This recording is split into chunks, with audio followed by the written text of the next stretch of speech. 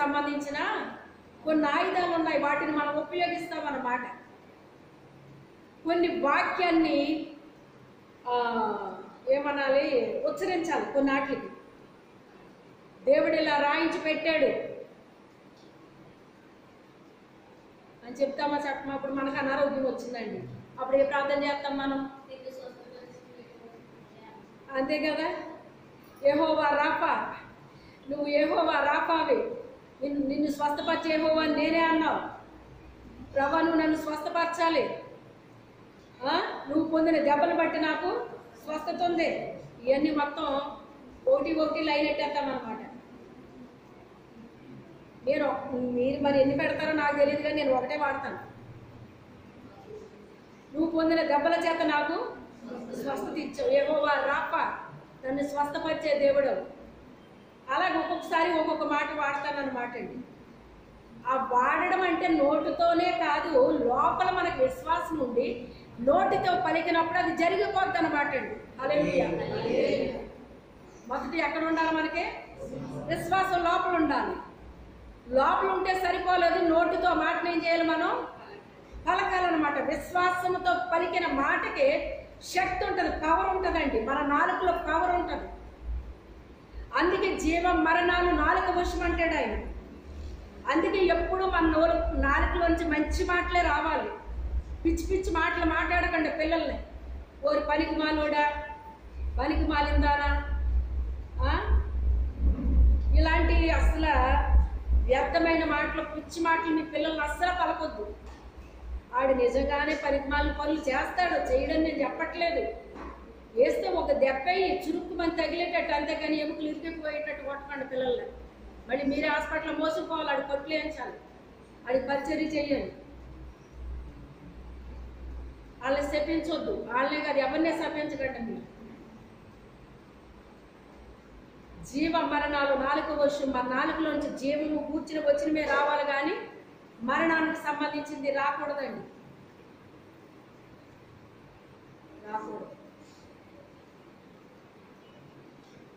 మనకి ఎవరైనా హాని అపాయం తలపెట్టినప్పటికైనా దేవుడు ఏమంటాడో తెలుసా? నిన్ను ముట్టిన వాడు నా కనుగొబ్బిని ముట్టినట్టు అంటాడు ఆయన. అసలు ఆయన కంట్లో ఏలు ఎవరన్నా పెట్టగలరా? పెడితే ఊరుకుంటాడు ఆయన? అలా తీసుకుంటాడట యాక్షన్. మన జోలికి వస్తే ఆయన ఎలాంటి యాక్షన్ తీసుకుంటాడండి? మనిషి యాక్షన్ తీసుకుంటే కొంతవరకే, కానీ దేవుడు యాక్షన్ తీసుకున్నాడంటే ఇంకేమన్నా ఉంటుందండి వాళ్ళకి? మనము చూడడానికి చేతగాని వాళ్ళకి కనబడతాం మనుషులకి, ఎలా చేతగానోళ్ళు అన్నట్టు కనబడతాం అన్నమాట. మనం చేతగానోళ్ళ ఊరుకోబట్టే ఆయన యాక్షన్ తీసుకుంటాడు, ఆయన యాక్షన్ తీసుకుంటాడు, ఆయన ఊరుకోడు. అయితే ఇక్కడ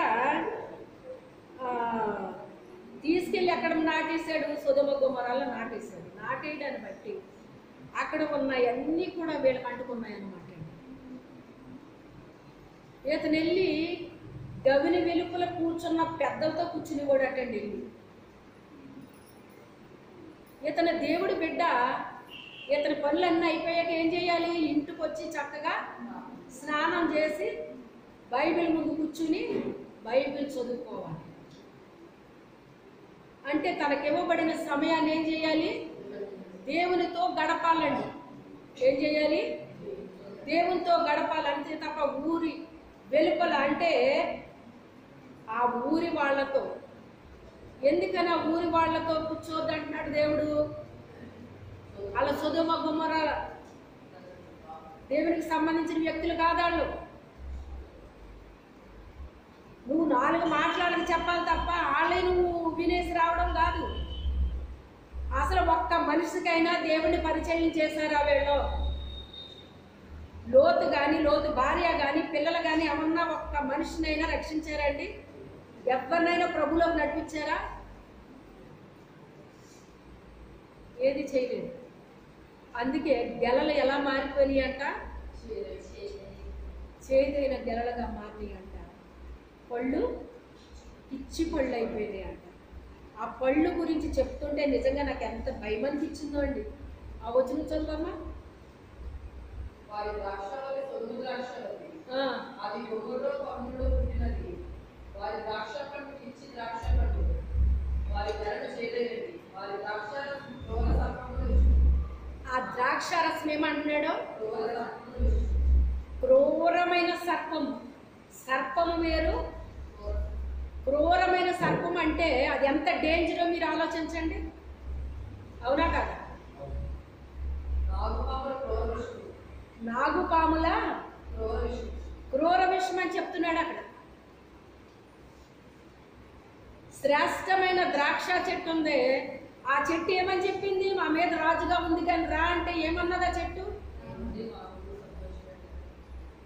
దేవుణ్ణి మానవుల్ని సంతోషపెట్టే నేను నా ద్రాక్ష రసాన్ని నేను ఇవ్వకుండా వచ్చి నేను అటు ఇటు ఉంటానా రాజుగా ఉండి అని అడిగింది. కానీ వేళ నుంచి కూడా జ్యూస్ వచ్చిందంట. ఎలాంటిది వచ్చిందంటండి? అది తాగారంటే చచ్చిపోతారా బతుకుతారా? క్రూరమైన సర్ప విషము, నాగుపాముల విషము. విషం అని చెప్తున్నాడు అక్కడ.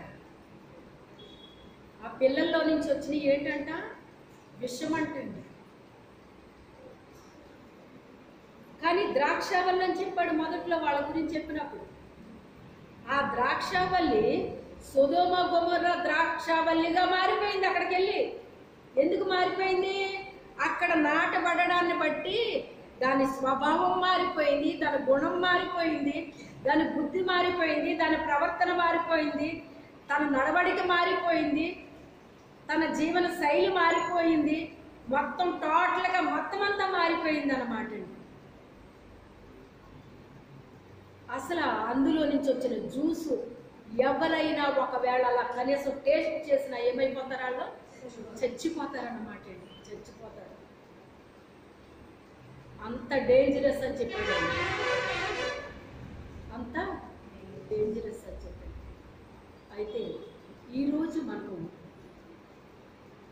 ద్రాక్ష గురించి దేవుడు మనతో చెప్పిన విషయం, నేను నిజమైన ద్రాక్షవల్లిని, నాలో ఉన్న మీరు ఫలించాలి.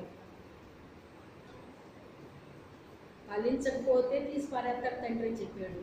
ఫలిస్తే మీరు కొన్ని తీగలు ఉండడాన్ని బట్టి నేను అనుకున్నంత మీరు ఫలించలేకపోతున్నారు కనుక నేను ఆ తీగలను తీసి పారేస్తాను మీలో నుంచి అన్నాడు అనమాట. అంటే నేనే మీలో నుంచి కొన్ని తీగలు తీసేస్తానంటే ఇది చాలా బాధాకరమైన విషయం. తెలుసా మీకు? మన బంధువుల్లో నుంచే మనల్ని విడదీసేస్తాడండి. మన రక్త సంబంధం నుంచి మనల్ని విడదీస్తాడు.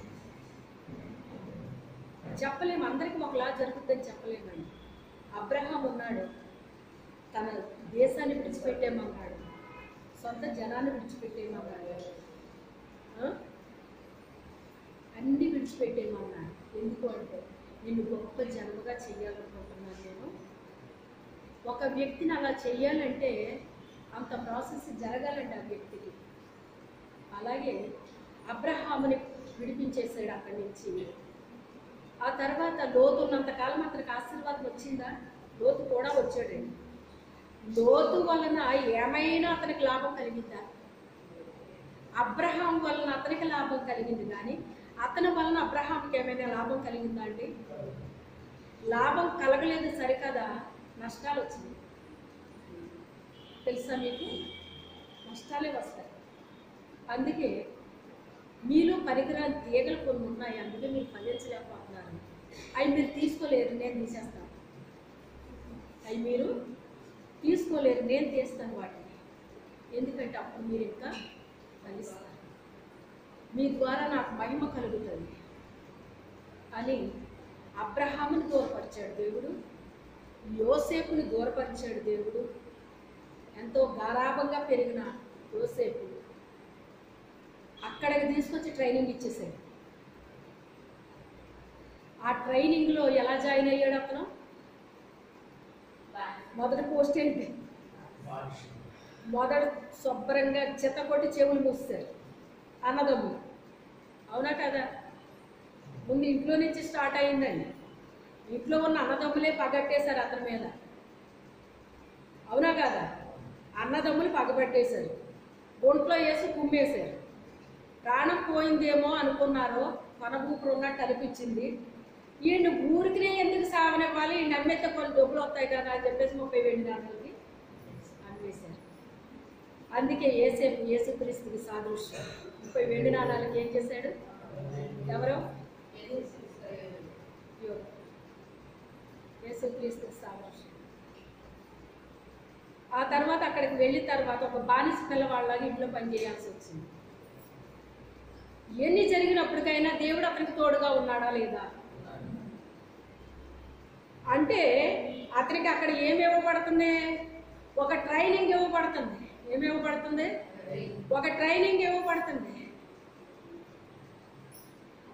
అక్కడ అన్ని చేసిన తర్వాత అన్ని ఫలింపు చేసేస్తున్నాడు దేవుడు. ఒక అన్యుడు అతను. పొతిఫర్ అంటే ఎవరు? అతను ఒక అన్యుడండి. పొతిఫరేనా? అతను ఒక అన్యుడు. అతన్ని చూసి అతను ఒకవేళ లేచి ప్రార్థన చేసుకుంటున్నాడేమో. ఉదయాన్నే మనకు లేచి ఏం అలవాటు ఉంటుంది? మనకి ప్రార్థన చేసుకునే అలవాటు ఉంటుంది. అలాగే ఏవేవో చూశాడు మొత్తం మీద అతని దగ్గర. అతను ప్రార్థన చేసుకోవడం చూశాడు, అతను బైబిల్ చదువుకోవడం చూశాడు. ఏం చూశాడో మొత్తం మీద ఇతను దేవుడు ఇతనికి తోడుగా ఉన్నాడు. ఇతను చేసే ప్రతి పని కూడా ఏమైపోతుంది? ఎలా ఉందంటే అతను చేసే పని, అతని దేవుడు అతను చేసిన ప్రతి పనిని ఫలింపజేస్తున్నాడు అంటాడు. ఏం చేస్తున్నాడు? అందుకని ఇతనికి ఈ పని చేసే పని కాదు, ఇతనికి ఏమి ఇవ్వాలనుకున్నాడు? గృహ నిర్వాహకపు అధికారం. ఆ గృహాన్ని అంతటినీ కూడా నడిపించే ఒక అధికారాన్ని ఇచ్చేసాడు అనమాట. ఇచ్చినప్పుడు ఇప్పుడు ఏం కావాలి? ఇప్పుడు అతనికి ఆ గృహాన్ని నడిపించడం రావాలి. ఏం రావాలి? నాన్న దగ్గర ఉన్నప్పుడు మంచి బట్టలు కొనేసాడు నాన్న, రంగురంగుల అంగి కొన్నాడు. అతని అన్నదమ్ములకి ఎవరికన్నా కొన్నాడు? ఆయన కొనలేదు, ఇతనికే కొన్నాడు. అంత ప్రేమించాడండి యోసేపుని. చెడ్డ పనులు ఏమన్నా చేశాడా? చేయలేదు. తండ్రికి చాలా ఇష్టం, దేవుడికి ఇష్టం.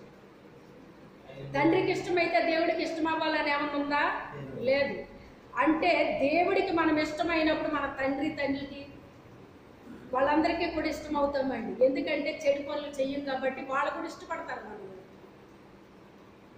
అలాగే ఇష్టపడ్డారు. ఇవే తెలుసు, ఈ ప్రేమలే తెలుసు, కానీ ఈ బానిసత్వపు పనులు ఎప్పుడన్నా తెలుసా? అతనికి తెలియదు.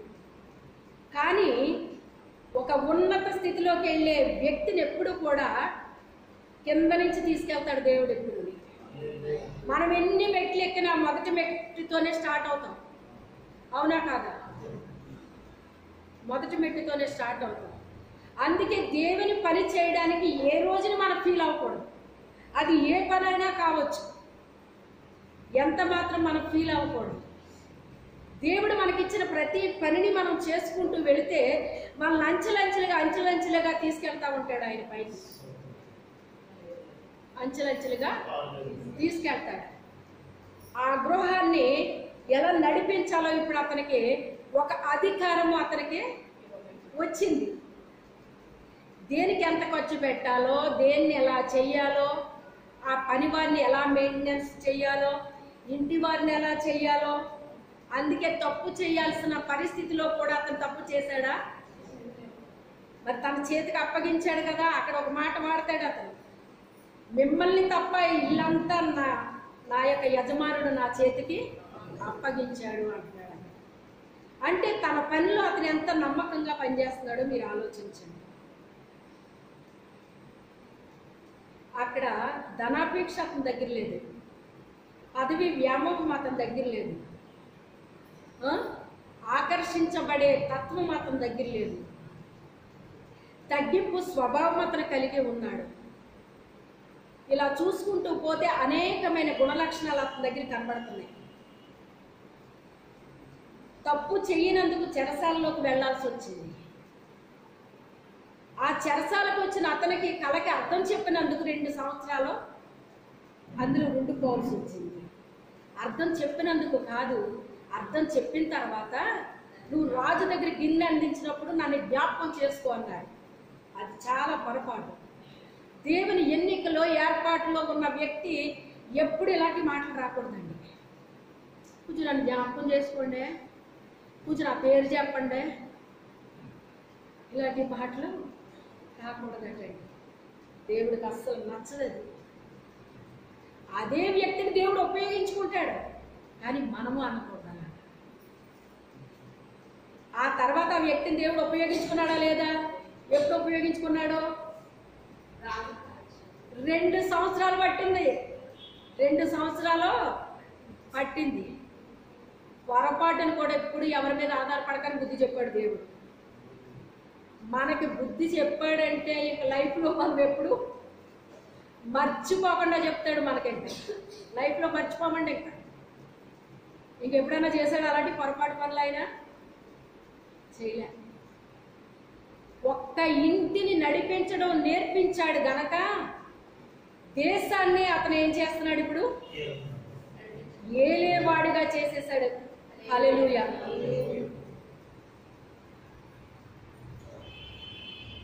ఒక్క కుటుంబాన్ని నడిపిస్తే అతనికి ఎంత నాలెడ్జ్ వచ్చింది చెప్పండి? దేశాన్ని మొత్తం ఏలే నాలెడ్జ్ వచ్చింది.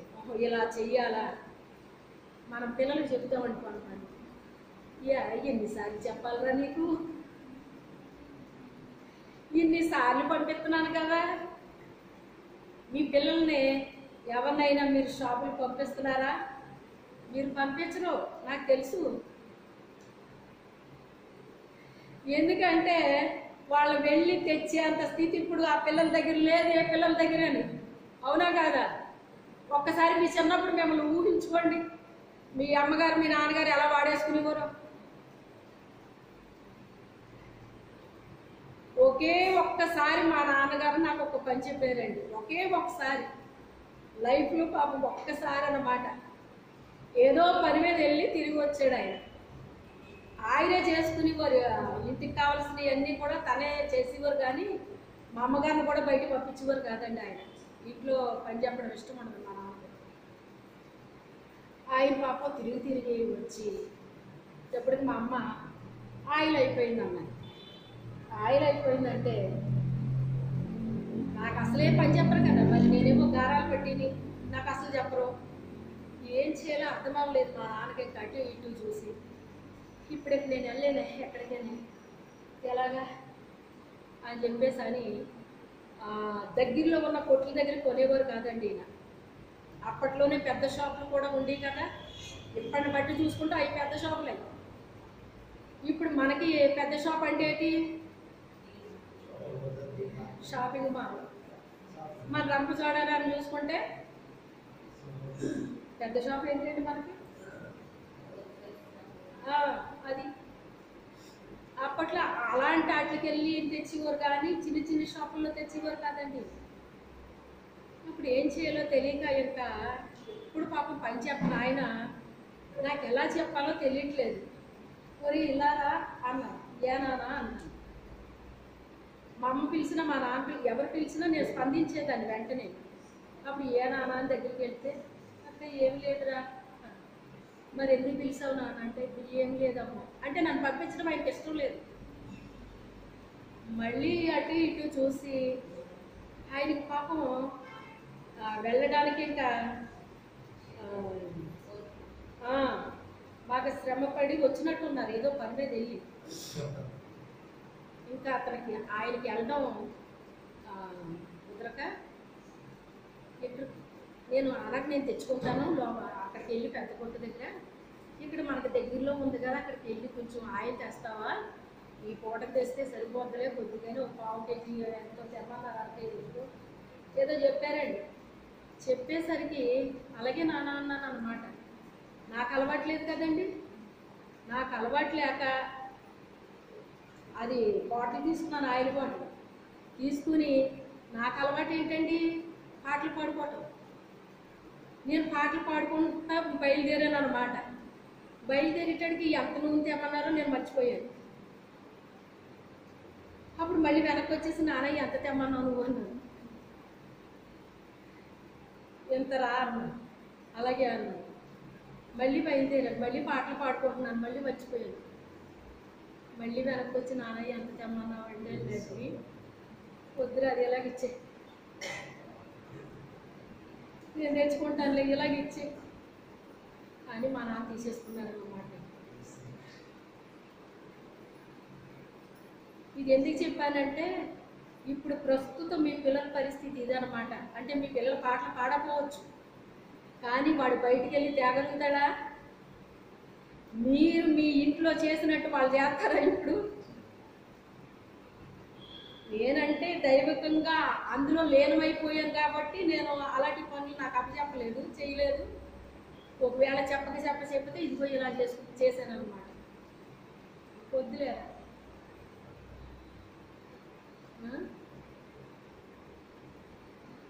ఆ గృహాన్ని ఆయన నడిపించడాన్ని బట్టి నడిపించడం వచ్చిందండి. వివాహం అయింది, బాధ్యత నా చేతిలో పెడదాం అనుకున్నారటండి అయ్యగారు. అనుకుని మీ అమ్మాయికి ఇద్దామనుకుంటున్నాను, శాలరీ తెచ్చి మెయింటెనెన్స్ చేయమని అని అన్నారటండి. బాబు నయమేనాయన, ఇంకా నయం పెట్టావు కాదు, ఆవిడకి ఎలా చెయ్యాలో తెలియదు, ఆవిడకి ఎంతసేపు దేవుడు తప్ప రెండోది తెలియదు, అలాగని చేసావు కనుక బాబు ఆవిడకి ఏం చేత కాదు నాయన, నువ్వే చేసుకో, నువ్వే చెయ్యి, ఏం చేస్తావో అని చెప్పేసి అన్నారట మా అమ్మగారు మా నాన్నగారు. అవునా అనేసి ఇంకా ఆయనే నడిపించుకునేవారండి. ఆయనకి ఎంత శాలరీ వస్తుంది అన్న విషయం నాకు తెలియదండి. ఎప్పుడు మీకు ఎంత వస్తుందని ఏ రోజుని నేను అడగలేదు కూడా, ఎందుకంటే దాంతో నాకు పని లేదు. హ్యాపీగా నా పనులు నేను చేసుకుంటున్నాను, నేను చేయాల్సిన పనులు నేను చేసుకుంటున్నాను అంతే. ఇక ఇంటంతా నడిపించడం మొత్తం అంతా చూసుకోవడం ఆయనే చూసుకునేవారండి. ఏం చేస్తున్నారు, అయ్యేం చేస్తున్నారు, అదేంటి ఇదేంటి, ఎప్పుడు ఆయన నేను ఏ ప్రశ్న అడగలేదండి. అలా అని చెప్పి ఆయన పాడు చేసేసారని కూడా నేను చెప్పను, అన్నీ మంచిగానే చేశారు. అయితే అప్పుడు అయ్యగారు అన్న మాట ఏంటంటే, నీకు అసలు ఏమీ తెలియదు కదా, దేవుడు నీకు సేవ ఇచ్చిన దగ్గర నుంచి నీకు జ్ఞానం పెరిగింది అన్నారండి. నీకు అసలు ఏమీ తెలిసేది కాదు, దేవుడు నీకు సేవ ఇచ్చాక ఏమొచ్చింది, నీకు జ్ఞానం వచ్చింది. అసలు ఏమీ అర్థమయ్యేది కాదు, నీకు ఏం చెప్పినా అర్థమయ్యేది కాదు, నీకు అసలు దేవుడే నీకు జ్ఞానం ఇచ్చాడు అని ఆయన చెప్పారండి. మరి ఆయన్ని అందులో పెట్టింది ఎందుకు, ఆ ఇంట్లో పెట్టింది ఎందుకు? నీ పైన ఎంత బాధ్యత ఉంటుంది, ఇదంతా నువ్వు చెయ్యాలి అంటే ఇవన్నీ నీకు తెలియాలి. ఇవన్నీ అలాగా సేవ ఇచ్చిన తర్వాత నాకు తెలిసింది వేరు, ఇప్పుడు అయ్యగారు ఇలాగ అయిన తర్వాత మొత్తం నేను నా మెయింటెనెన్స్ అంతా నేను చేసుకోవడం వేరు కదా. మరి అలాగే ఇవన్నీ కూడా నాకు దేవుడు నేర్పిస్తున్నాడండి. ఎంతకని అది ఇవన్నీ నేను ఎందుకు చెప్తున్నానంటే, ఇవన్నీ నాకేం చేస్తున్నాడు, ఆయన నేర్పిస్తున్నాడండి అంచెలంచెలుగా. తర్వాత నువ్వు చేయాల్సింది నువ్వు చేయడానికి అయ్యగారు అనేవారు, అసలు ఏం చేస్తావే బాబు, నీకేం అర్థం అవ్వట్లేదని కోరండి. పాపం కొంచెం బుర్ర పెట్టవే అని కోరండి. అంటే మీరున్నారు కదా, మీరు చూసుకుంటున్నారు కదా, మీరు చూసుకోండి నేను ఉన్నానులే, నేను చూసుకుంటానులే, ఒకవేళ ఎప్పుడైనా నేను ఎక్కడికైనా వెళ్తే ఏం చేస్తావు అంటే ఇలా అని అనకుండా అలా అనేవారు అన్నమాట. ఎక్కడికైనా వెళ్తే వస్తారు కదా అని వద్దని నేను అంటే, ఇంత ఇలా ఉన్నావు తర్వాత ఏమవుతావు ఏంటి అని పాపం నా గురించి కూడా తనకు బాధ ఉండేదన్నమాట. కానీ నిన్ను సృష్టించిన వాడు నీకు భర్త అయి ఉన్నాడని వాక్య ప్రకారంగా ఆయన భర్తగా వచ్చాడు. ఇప్పుడు భూ సంబంధించిన భర్త వెళ్ళాడు, పర సంబంధించిన భర్త ఆయన నాకు తోడయ్యి సమస్తాన్ని ఆయన జరిగిస్తున్నాడండి. ఏ టైంకి ఏం కావాలో, ఏ టైంకి ఏం జరగాలో ప్రతి దాన్ని కూడా అన్ని విషయాల్లో ఆయన నుండి జరిగిస్తున్నాడండి. అంటే అప్పుడు నేర్పించింది వేరుగా ఉంది, ఇప్పుడు ప్రభు నాకు నేర్పించింది వేరుగా ఉంది. ఇంకా నువ్వు చేయాల్సింది చెయ్యాలి అంటే ఇంకా నువ్వు చాలా తెలుసుకోవాలి అన్నట్టుగా ప్రతి విషయాన్ని కూడా దేవుడు నాకేం చేస్తున్నాడు, నేర్పిస్తున్నాడు, తెలియపరుస్తున్నాడు, నేర్పిస్తున్నాడు. ఇప్పుడు ఏం చేస్తావు, చెయ్యి, ఇదిగో ఈ పని వచ్చింది, ఇప్పుడు ఏం చేస్తావు నువ్వు అని నాకు ఒక పని అప్పగిస్తున్నాడు, ఒక బాధ్యత అప్పగిస్తున్నాడు. ఒకప్పుడు ఏదైనా నాకు ఒక పని చెప్తాండి నాకు చాలా టెన్షన్ వచ్చేసేదండి, చాలా టెన్షన్ వచ్చేసేది. బాబా ఇప్పుడు ఇది ఎలా చేయాలి, ఇది ఎలా చేయాలి, టెన్షన్ ఎక్కువైపోయేది. ముందు నాకు పని ఎలా ఉన్నా కానీ ఇప్పుడు ఏదైనా వచ్చినా ప్రార్థన చేసుకుంటున్నాను అంతే. మరి దేవుడే నన్ను అలా చేసేసాడో ఏంటో నాకు తెలియదు, కానీ ఆ టెన్షన్ తీసేసాడండి దేవుడు. ఇప్పుడు హల్లెలూయా, దేవుడు ఉన్నాడు, ఆయన చూసుకుంటాడు, దేవుడు ఉన్నాడు, ఆయన చూసుకుంటాడు. ప్రభా ఇది ఇలాగా, ఇది ఇది మరి ఇది ఏం చేయమంటావు, నన్ను ఏం చేయమంటావు అని నా విషయంలో, నా బిడ్డల విషయంలో, సంఘం విషయంలో మీరే అధికారిగా, తండ్రిగా, ప్రభువుగా, నాయకుడిగా, నాయకుడిగా ఉండి నడిపించండి. ఇదే చెప్తాను, ప్రతిరోజు చెప్తాను, మీరే జరిగించండి, మీరే జరిగించండి, మీరే జరిగించండి అని చెప్పేసి అన్నీ కూడా మార్పులు వచ్చినాయి అన్నమాట అండి. ఏమొచ్చినాయి, మార్పులు వచ్చినాయి. టెన్షన్ తగ్గించాడు దేవుడు. ముఖ్యంగా ప్రతి దానికి కంగారు వచ్చేసి ఎంత టెన్షన్ వచ్చేసి దేవుడు అదంతా నాలో నుంచి మరి ఎలా తొలగించాడో నాకు తెలియదు, కానీ ఇప్పుడు ఒక రకమైన కూల్గా ఉండే స్థితిలోకి దేవుడు నన్ను తీసుకెళ్ళాడు. హల్లెలూయా, నేనున్నాను కదా, నేను చూసుకుంటాను, నువ్వు కూల్గా ఉండన్నట్టు ఆ రకంగా తీసుకొచ్చాడు అనమాట దేవుడు. ఒక గారాభంగా పెరిగిన యోసేపుని తీసుకొచ్చి ఏ రీతిగా తయారు చేశాడో అలాగ అన్ని విషయాల్లో కూడా ఆయన సిద్ధపరచుకుంటా తీసుకొస్తున్నాడు అనమాట. మొన్న మీరు రాలేదు, కొంతమంది ఒక పాస్టర్ గారు, పాస్టర్ గారు వచ్చారు. ఆ రోజు వాళ్ళు 16 ఎప్పుడో వచ్చారట. వాళ్ళు పడుతున్న ఇబ్బందులు అవన్నీ కూడా దేవుడు నన్ను సాక్ష్యం చెప్పమన్నాడు. వాళ్ళు అడగలేదు నన్ను, దేవుడే చెప్పమన్నాడు నన్ను. ప్రభు ఇప్పుడు వాళ్ళకి సాక్ష్యం చెప్పే అంత ఓపిక నాకు లేదు. ఎప్పుడు అందండి అలా, నాకు అసలు ఓపిక లేదు ప్రభు ఇప్పుడు చెప్పడానికి. వంట చేసుకుంటుంటే వచ్చారండి వాళ్ళు. కరెక్ట్గా భోజనం టైంకి నేను వంట చేసుకుంటున్నాను అనమాట, వేడివేడిగా ఉంటుందని. అయితే వచ్చేసరికి వాళ్ళు వెళ్ళిపోతారేమో అనుకున్నాను, వంట చేసుకుంటున్నాను. వాళ్ళు వచ్చారు, సాక్ష్యం చెప్పు అని దేవుడు చెప్తున్నాడు. ప్రభుత్వం సాక్ష్యం చెప్పాను ఓపు నాకు చెప్పడం మొదలెడితే చాలాసేపు ఉంటుంది. ఇప్పుడు నేను చెప్పలేదు ప్రభు అన్నాక వాళ్ళు కాసేపు ఉండి ఏమనుకున్నారు, ఓసారి మందిరంలోకి వెళ్ళి ప్రార్థన చేసుకుని వెళ్ళిపోదామమ్మా, రాత్రి మీ మందిరం కల్లోకి వచ్చింది, ఎందుకు మందిరం కల్లోకి వచ్చిందా అనేసి ఒకసారి అమ్మగారి దగ్గరికి వెళ్ళి కాపాడవుతామని వచ్చామమ్మా. గతంలో కూడా 2-3 సార్లు వచ్చాం మీ చర్చిలోకి, పలానా ఊరితో వచ్చానమ్మా నేను, ఇలా చెప్పాడు. ఏమో బాబు నాకు జ్ఞాపకం లేదన్నా, మీరు నాకు తెలుసమ్మా వచ్చారమ్మా అని చెప్పేసి లోపలికి వచ్చాను. వచ్చిన తర్వాత అలా నిలబడ్డాను. నిలబడ్డదాన్ని నా నాలుగు మొదలెట్టేసింది. మొదలెట్టేస్తేనే అమ్మగారు కూర్చోడానికి గబగబా చేయవేశారు. వాళ్ళేమో వేసి కూర్చోమని వాళ్ళు కూడా కూర్చున్నారు. అలాగ మొత్తం మీద మూడైపోయింది.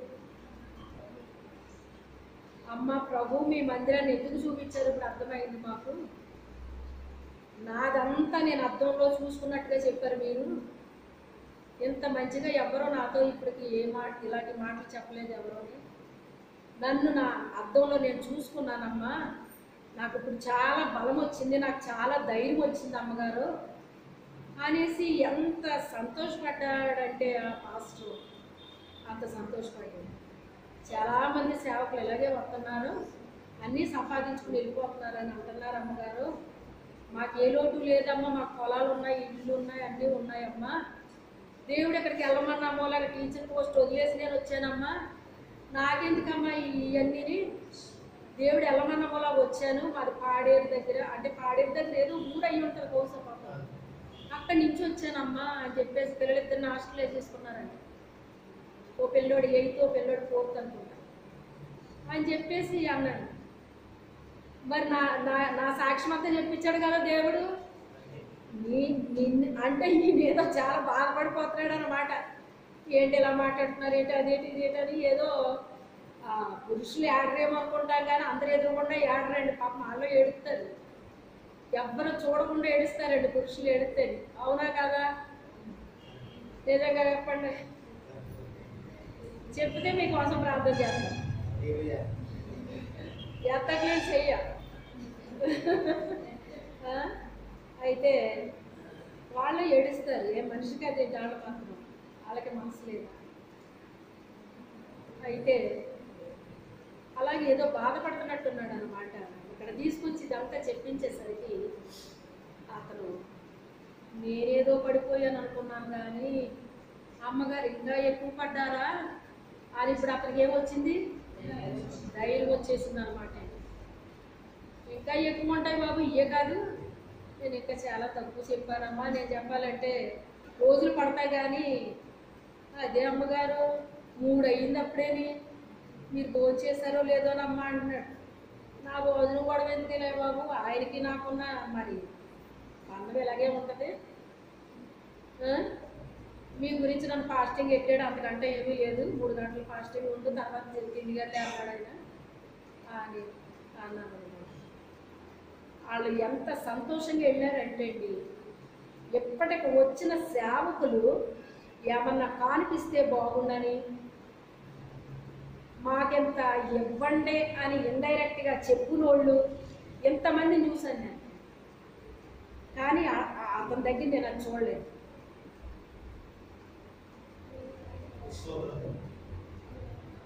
అప్పుడు నాకు అందుకే ఈ మందిరాన్ని దేవుడు చూపించాడమ్మా, చాలా సంతోషంగా ఉంది.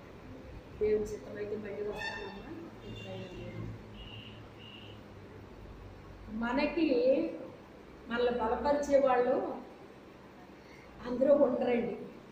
అందరి మాటలు మనకు పనిచేయవు కూడా, అందరి మాటలు పనిచేయవు కూడా. ఒక దేశాన్ని పరిపాలించే ఆ యొక్క ఏమంటారు దాన్ని, అనుభవాన్ని, ఒక దేశాన్ని శాసించగలిగిన అధికారాన్ని, అనుభవాన్ని మొత్తం అన్నీ కూడా ఒక్క గృహాన్ని నడిపించడంలో నేర్చుకున్నాడా లేదా? ఒక్క గృహం నడిపించడం నేర్చుకుంటే మొత్తం దేశాన్ని నడిపించగలిగాడండి. హల్లెలూయా. బోళ్ళంత చెప్పక్కర్లేదండి. దేవుడు మనకి జ్ఞానం ఇస్తే బోళ్ళంత చెప్పక్కర్లేదు. దేనికి ఎలా చేయాలో దేవుడే మనకు ఆలోచన ఇస్తాడు. ఆయన ఆలోచనకి కర్త. ఎందుకంటే కొన్ని మనకు అర్థం కాకపోవచ్చు, కొన్ని తెలియకపోవచ్చు. ప్రభా ఈ విషయంలో ఏం చేయమంటావు, నన్ను ఏం చేయాలో నాకు అర్థం కావట్లేదు. ఎక్కడికి వెళ్ళిపోవాలి? ఆయన దగ్గరికి వెళ్ళిపోవాలి. ఆయన దగ్గరికి వెళ్ళిపోతే కరెక్ట్గా మనకి ఇచ్చేస్తాడనమాట ఆలోచన. ఇది ఇలా చేయి, అది అలా చేయి, అది అలా చేయి అంటాడు. అంతే ఆయన, అంతే. సులువుగా లేదా? మనం ఎందుకు టెన్షన్ పడిపోయి బీపీలు సోకులు ఎందుకు తెచ్చుకోవాలి? మనం సులువైన పద్ధతులు వెళ్తే మంచిది కదా. మనం దేశాన్ని శాసించటమే కాదు, దేశాన్ని పోషించాడు. దేశాన్ని పోషించటమే కాదు, సమృద్ధిలో ఎలా సేవ్ చేయాలో చేశాడు. లేమిలో ఎలాగా ఆ పంటని కొంత ఫ్రీ ఇచ్చాడు, కొంత అమ్మాడు. సమృద్ధిగా పండినప్పుడు ఎక్కడికక్కడ సేవ్ చేశాడండి. ఒక్క గింజ కూడా వేస్ట్ అవ్వకుండా సేవ్ చేశాడు. తర్వాత అది ఉపయోగించేటప్పుడు చక్కగా ఉపయోగించాడు. కరువు రానే వచ్చింది. 7 సంవత్సరాల పండినవి 7 సంవత్సరాల కరువు వచ్చేసింది. అంత చక్కగా చేయగలిగాడు. అలా చేయగలిగాడు అంటే అతనికి ఏమి ఇచ్చాడు దేవుడు? జ్ఞానం ఇచ్చాడండి. దేవుడు తోడుగా ఉన్నాడండి. గుంటలో పడేసినప్పుడు దేవుడు తోడుగా ఉన్నాడు. అతను ఒక బానిసగా ఉన్నప్పుడు తోడుగా ఉన్నాడు. ఆ గృహానికి అధికారిగా ఉన్నప్పుడు దేవుడు తోడుగా ఉన్నాడు. చెరసాలలో ఉన్నప్పుడు దేవుడు తోడుగా ఉన్నాడు. రాజుగా అయినప్పుడు తోడుగా ఉన్నాడు. దేశాలకే కాదు, దేశాలకే ఆహారం పెట్టేవాడిగా చేసేసాడండి దేవుడు. అలాగా అతనిలో ఉన్న పనికిరాని తీగలను ఏం చేశాడు? ఆయన కత్తిరించాడా లేదా? కత్తిరించాడు. తన సొంత వారందరినీ కూడా విడిచిపెట్టేటట్టు చేసేసాడు. అందరి పట్ల ఇవి జరగవండి. ఎవరినైతే ఆయన ఎన్నుకున్నాడో, ఏ పనికి ఎన్నుకున్నాడో, మళ్ళీ అందరినీ ఒక పనికి ఎన్నుకోడు. కొంతమందిని కొన్ని పనులు చేయడానికి ఎన్నుకుంటాడు ఆయన. ఎవరిని ఏ పని చేయడానికి ఎన్నుకున్నాడో ఆ పనిలోనే వాళ్ళు వాడుకుంటాడు. అబ్రహాముని ఒక రకంగా వాడుకున్నాడు. అబ్రహాముని అలా దూరపరిచాడు. యోసేపుని అలా దూరపరిచాడు. యెషయాను అలా చేశాడు. మోషేను అలా చేశాడు. యెహోషువను అలా చేశాడు. మొత్తం అందరినీ కూడా ఆయన ఎన్నికలో ఏర్పాట్లో ఉన్న వాళ్ళందరినీ కూడా ఆయన ఏం చేశాడు? దూరపరిచేశాడండి. అంటే వాళ్ళలో ఉన్న పనికిరాని తీగలను ఏం చేశాడు? కట్ చేసిన తర్వాత వీళ్ళు ఏమైపోయారు? దేశాలకు ఉపయోగపడ్డారండి. దేశాలకి ఉపయోగపడ్డారన్నమాట. ఆ రీతిగా దేవుడు ఫలించే తీగని కూడా ఏం చేస్తానంటాడో, మీలో పనికిరాని తీగలు నేను కట్ చేస్తానని చెప్తున్నాడు అనమాట. అటువంటి కృప దేవుడు మనకు అనుగ్రహించును గాక. ప్రార్థన చేద్దాం. మోకరించండి. చాలా టైం అయినట్టు.